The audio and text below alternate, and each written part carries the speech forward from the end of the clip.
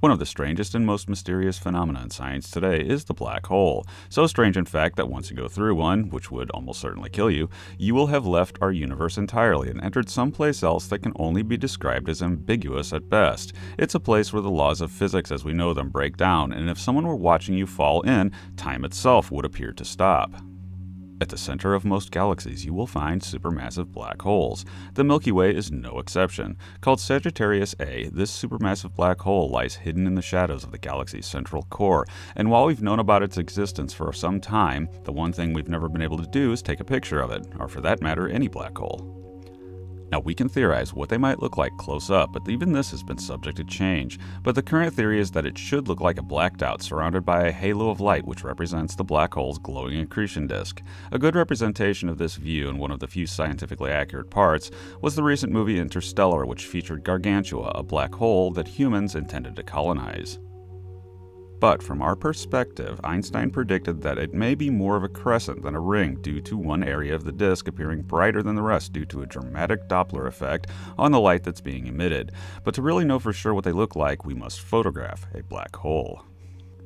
This has never been done, for good reason. They are impossible to photograph. The reason for this is that they swallow light itself, leaving nothing but black. But a radical new telescope will be coming online in April of this year that may change that.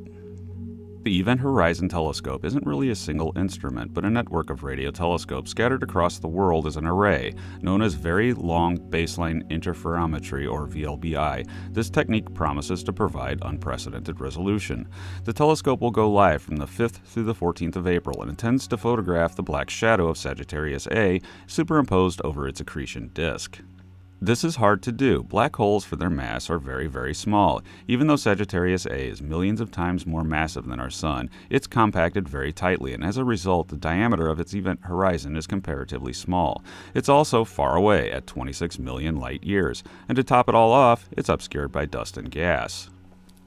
Hoping to peek through the gas and dust, the telescopes will look at radio emissions from the black hole at a wavelength of 1.3 millimeters or 230 gigahertz. Because there are so many radio receivers focused on the black hole, the resolution will be extraordinarily high, allowing scientists, hopefully, to glimpse in the radio spectrum the event horizon of the black hole. Think resolutions that could spot a softball at the distance of the moon. In addition to imaging the black hole in radio, Einstein's theory of general relativity should predict the exact size of the black hole based on how much it bends space-time around it. This will either create yet another validation of general relativity or throw the world of physics into chaos if the prediction ends up being wrong. So there you have it. At the end of the year or the beginning of 2018, if all goes well, we may have our very first direct image of a black hole. Thanks for listening. I am futurist and science fiction author John Michael Godier, currently very excited because an image of a black hole is one of the top items on my astronomy bucket list to see within my lifetime. And be sure to check out my books at your favorite online book retailer and subscribe to my channel for regular in-depth explorations into the interesting, weird, and unknown aspects of this amazing universe in which we live.